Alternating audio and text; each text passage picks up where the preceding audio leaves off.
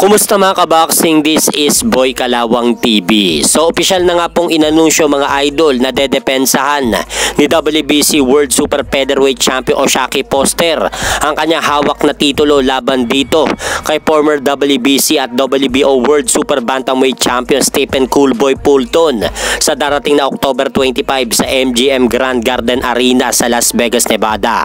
At magsisilbi nga po ang laban nila O'Shaquie Foster at Stephen Fulton na co-main event sa laban ng Sebastian Pondora versus Kit One-Time Turman. At sa kabilang banda naman, nag-courtesy call nga po kahapon sina pambansang kamao Manny Pacquiao at MP President Mr. Sean Gibbons kay Pangulong Bongbong Marcos upang pag-usapan nila ang mangyayaring 50th anniversary ng Trilla in Manila dito sa bansa.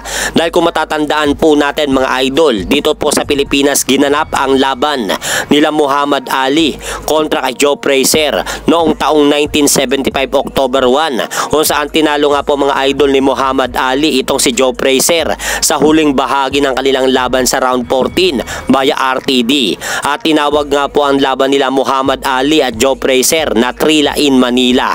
Kaya gusto nga pong buhayin muli ni pambansang kamao Manny Pacquiao at MP President Mr. Sean Gibbons ang makasaysayang laban na yan sa bansa upang ibalik ang sigla ng sport ng boxing dito sa Pilipinas. Kaya maganda nga po itong ginagawa ni pambansang kamao Manny Pacquiao mga idol sa ating bansa sa Pilipinas. At sa kabilang balita naman po mga idol, binalaan nga po ni Triple G itong si Terence Bud Crawford na sa darating na laban nito kontra kay Canelo Alvarez sa September 13. Hindi daw magiging madali na laban ito para sa kanya dahil may mga kanya-kanya daw na weight category ang mga bawat boksingero sa kanilang mga pinaghaharian.